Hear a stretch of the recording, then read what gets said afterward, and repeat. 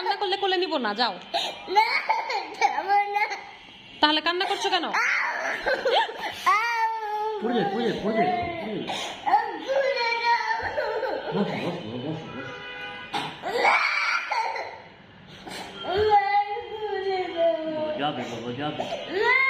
তুমি কান্না করলে মা কোলে নেবে না।